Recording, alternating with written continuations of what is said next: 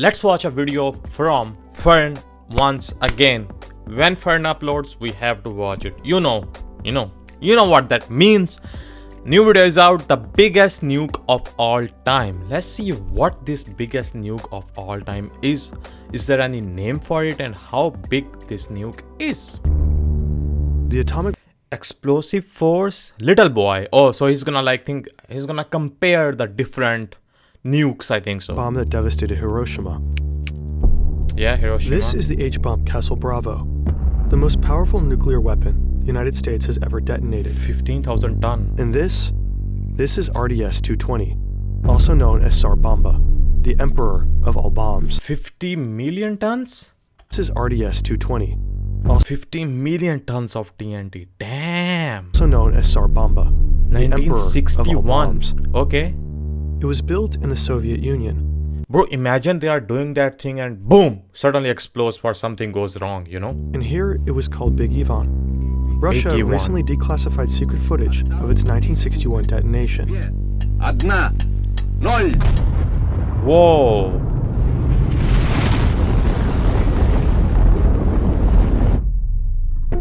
At 50 megatons, Tsar Bomba is the largest nuclear weapon ever detonated. It yielded the most powerful human-made explosion in history, about 3,800 times more powerful than the bomb dropped on 5 Hiroshima. kilometer? If dropped over a major city, the consequences would be unimaginable. And if it weren't for a last-minute decision, it would have been twice as powerful, and perhaps twice as catastrophic. The lead physicist who engineered it was so unsettled by his creation that he devoted the rest of his life to campaigning against the nuclear arms race. This is the surprisingly unknown, terrifying story of Tsar Bomba. Tsar Bomba. Let's see. It's the end of the 50s. The Soviets and the Americans are neck and neck in the nuclear arms race, but the Americans are winning, and Nikita Khrushchev, leader of the Soviet Union, knows it. Tensions between the two superpowers have cooled down a bit in recent years. Khrushchev and US President Eisenhower have recently met, and both expressed a desire for more harmony. In 1958, they both agreed to a voluntary test ban moratorium on nuclear weapons. Worldwide, many are hopeful that a peaceful coexistence is on the horizon. In May of 1960, the Soviet Union and the United States are scheduled to meet in Paris for a summit. One of the main points on the agenda is disarmament. They hope to formalize a test ban treaty of nuclear weapons. Both leaders, and the world at large, are well aware of how existentially dangerous nuclear warfare is. True. But just a few days before the summit, it all goes south. Oh. Tensions bubble to a rolling boil when an American spy plane is shot down from deep within Soviet territory. Oh. The Americans claim that it was just a weather plane that's been blown off course, but the Soviets are able to present evidence that the plane was indeed used for espionage. The captured pilot admits he works for the CIA. The Americans' lie They are being turns sus. into a PR disaster for the Eisenhower administration. Khrushchev opens the Paris summit with an enraged rebuke of the United States. He demands an apology from Eisenhower. The US president refuses, and Khrushchev storms out. No treaty is signed. Khrushchev thinks he needs to show the world how tough and formidable the Soviet Union is. He's famously prickly, impulsive, and aggressive. A few years ago, he told Western powers, "History is on our side. We will bury you." Wow. Now is the time to put his money where his mouth is. Right? Because of the temporary ban on testing, innovation efforts on both sides of the arms race have slowed. They're both focused on steadily growing their supply, building more bombs instead of developing new tech. Not all breakthroughs have to be destructive. Let's In continue. 1961, the Americans inaugurate John F. Kennedy as their new president. Khrushchev has no respect for him. He sees him as young, inexperienced, and weak. This might be the perfect moment to show the world what the Soviet Union is capable of. Okay. So he summons scientists from Artemis-16, the Soviet Los Alamos, to the Kremlin. He tells them it's time to break the test ban moratorium and start testing nukes again. One of these scientists is Andrei Sakharov. He's a star physicist for the Soviet effort. He led the creation of a staged thermonuclear weapon, independently of any intelligence gathered from the Americans. He's called the father of the Soviet hydrogen bomb. But Sakharov has become uneasy with his role in the arms race. He's found that even testing the weapons is catastrophically lethal, even if no human is within the blast radius. He has calculated that for every megaton of nuclear weapons detonated, there would be over 6,600 premature deaths. That's what I was talking about earlier. I mean, at least he's not saying that there can be a accident while checking, but he's still saying it's very dangerous to still check those big weapons because, you know, they can go crazy and you can see the death that can happen Worldwide, due to the cancers and genetic abnormalities produced by the radioactivity. in those. Yeah. Even if these deaths occur very gradually, over thousands of years, his conscience still can't take it. So he tells Khrushchev that it's unnecessary to test anymore. Okay. Isn't it enough to have built the bombs and only use them in an absolute last resort When scenario? the time comes. They already know their tech is good. Khrushchev is furious. Sakharov, don't try to tell us what to do or how to behave. We understand politics. I'd be a jellyfish and not chairman of the Council of Ministers if I listened to people like Sakharov. Oh. Khrushchev demands that the scientists make suggestions. What kind of bombs should they develop? There's not a lot of new ideas ready to be tested due to the recent focus on stockpiling over innovating. So someone simply suggests going bigger. Crazy. Why not 100 Ooh, megatons? wow. Khrushchev loves the idea and latches onto it. Okay. 100 megatons is an absurdly high number. Up until that point, the most powerful bomb ever detonated was Castle Bravo, a 15 megaton bomb the Americans Damn, tested that's in crazy. 1954.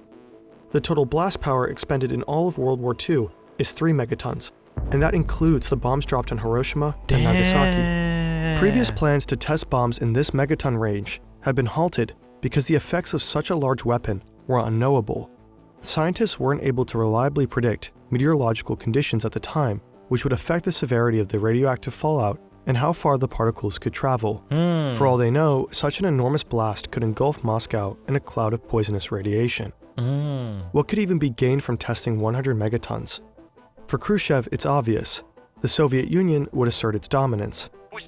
Let the 100 that's true. megaton bomb hang over the capitalists like a sword of Damocles. And so the race to build the biggest, deadliest bomb the world will ever see is underway. Russia is scary, man. Sakharov is still uneasy about the risks of testing nuclear weapons, but he's the best of the best, so he ends up leading the team of physicists. He Okay. hopes that this, at least, will be the last atmospheric test ever required. Maybe from this one absurdly big blast, the Soviet Union would learn what they need to know and move on. That, unfortunately, would not be the case. The project's timeline is grueling. Khrushchev insists that from initial conception to detonation, the scientists get exactly 16 weeks. So Sakharov's team is building while still designing. In just 4 months, they whip out a design for an entirely untested yield range. Okay. They build the bomb, they construct the fissionable and fusionable materials into the correct shapes, and formulate a plan for an allegedly safe test. They hope for the best. The team is forced to skip crucial parts of the design process. There isn't even time for mathematical analysis. Instead, they're working with approximations. Okay. Doubts start to creep in. Will it even work? And That's not how good. dangerous is this really? That's not good. Either way, they're about to find out. Oh. In October They're 1961, gonna test it? Khrushchev formally announces to the world that the Soviets are retreating from the test ban agreement. He cites US aggression as the reason. He hints his scientists are developing bombs in the megaton range. Now that the world knows what Sakharov's team is up to, the pressure is on for the physicists to deliver a viable weapon. Otherwise, the whole point, propaganda value, would be lost. True. The world reacts with fear, outrage, and protest. In response, the Americans abandon the test ban moratorium as well and start vigorously testing nukes again themselves. Americans are scared, you know. The Kennedy administration denounces the Tsar Bomba as pointless terrorism, nothing but a propaganda weapon.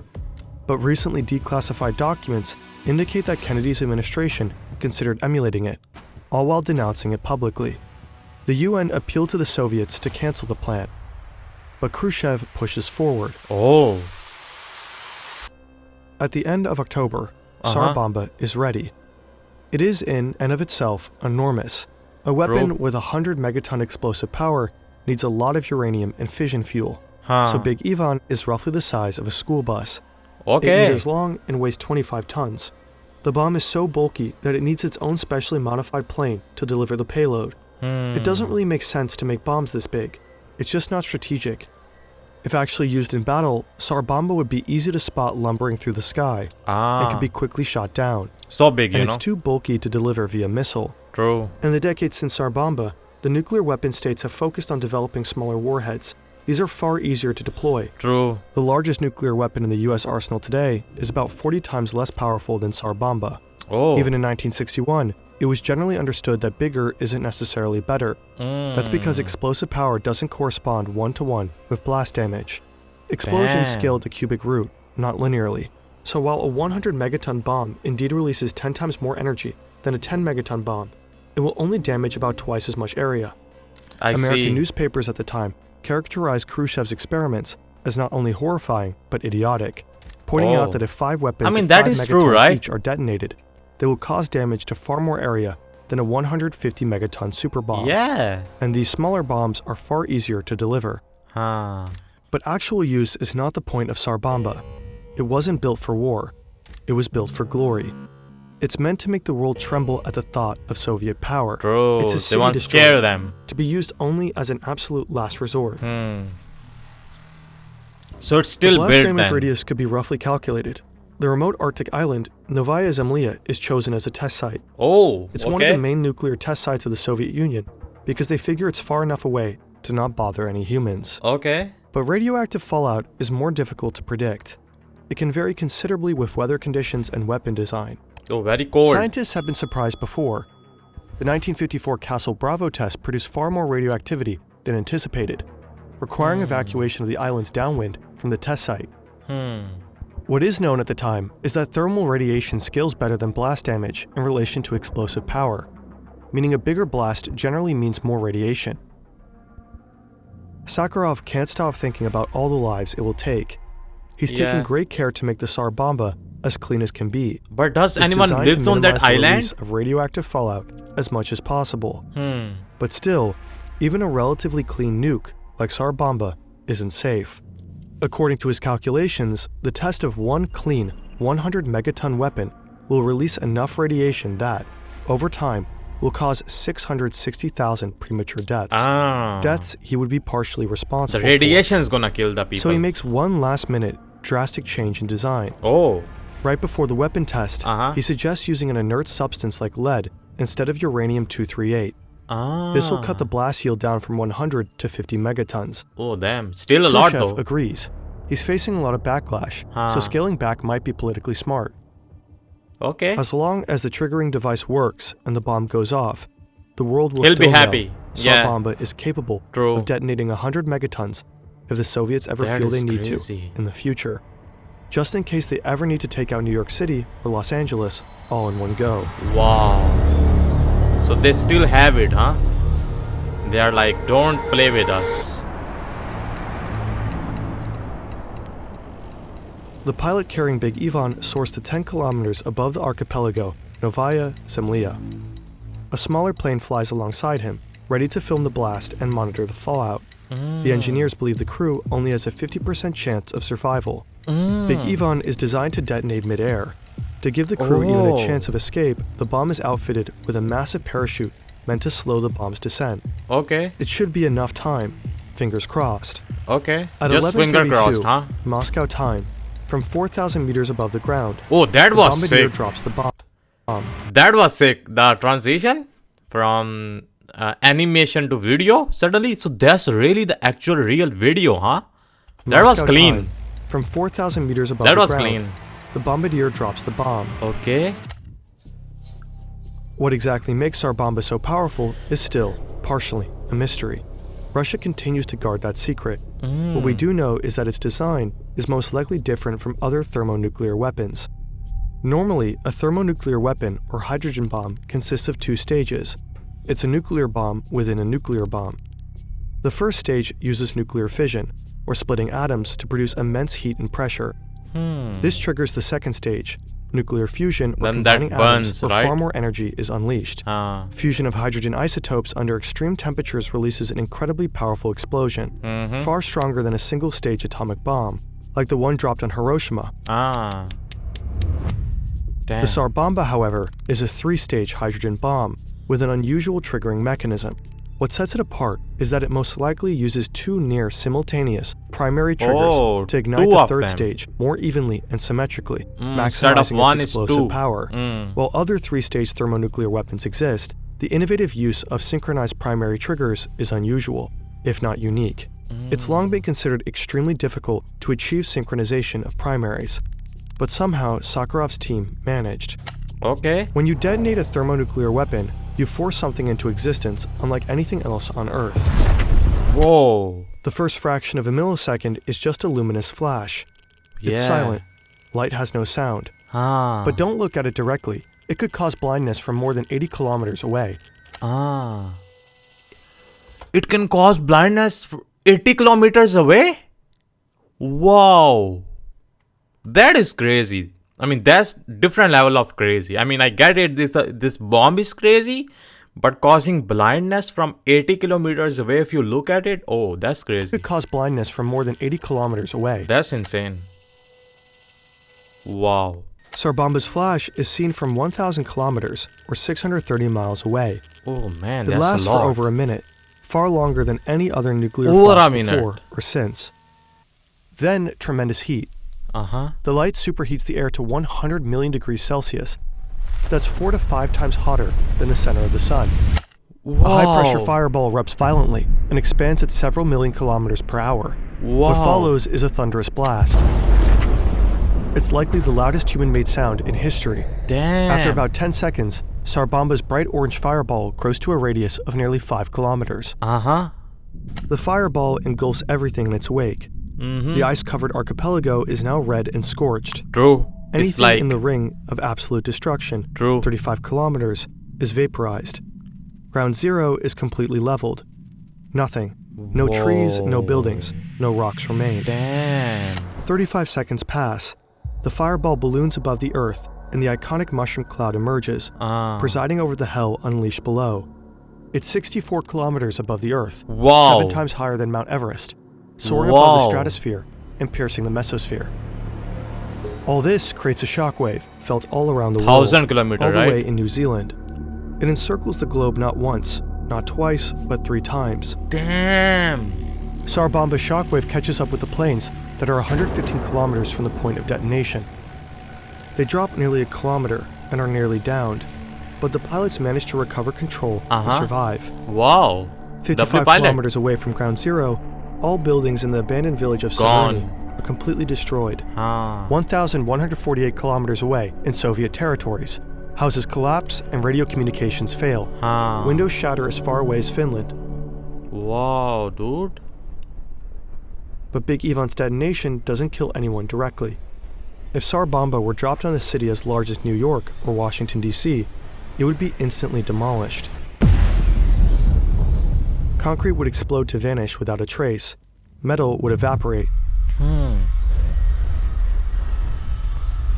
Bro, this thing is crazy, dude.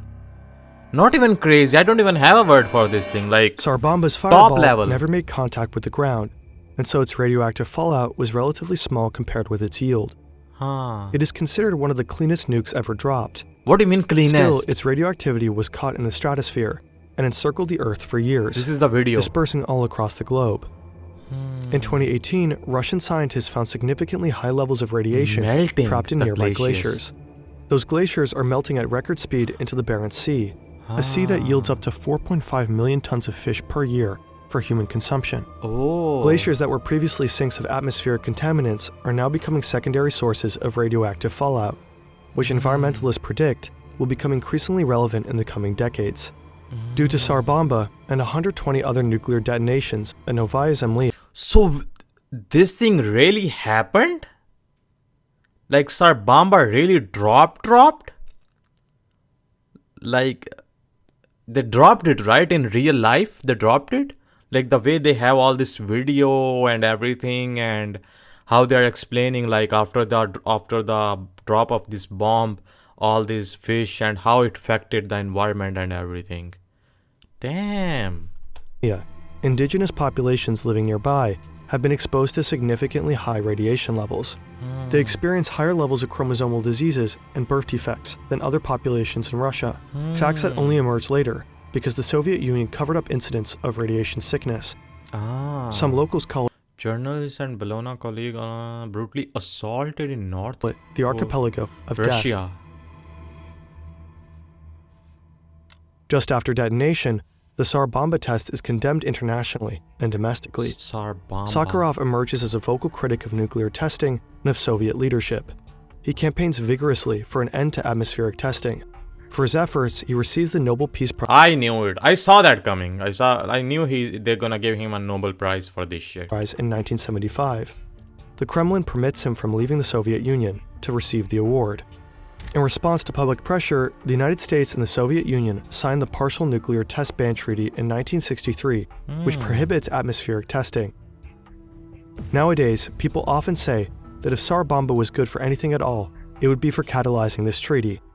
True. When brought up, it's often dismissed both in the United States and the former Soviet Union as a reckless political stunt, a weapon too impractical and dangerous to ever be attempted by anyone else. True. But Khrushchev is hardly the only person in history intent on creating the biggest blast possible. Recently declassified files from the United States indicate that plans had been underway to build much, much bigger bombs.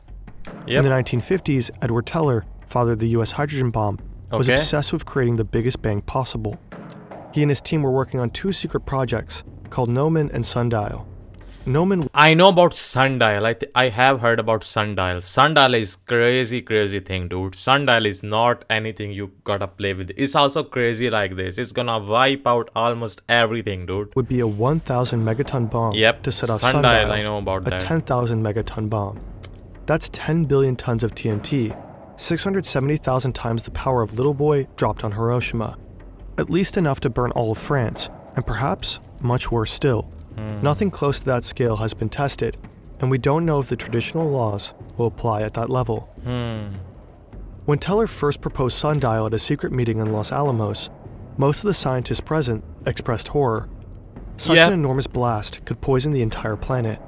Unbothered, Teller and his team continued to build Gnomon, and even planned to test it. And when the US military learned about the project, They said no. there was considerable enthusiasm for realizing Sundial. Enthusiasm, but they said no. Thankfully, the test never occurred. Yep, I remember that. But, bro, this is crazy. This is insane, man. This is insane. Tsar bomb, you know? This was a video, really good video from Fern team, dude. Honestly, every time they kill it, every video they kill it, dude. Honestly.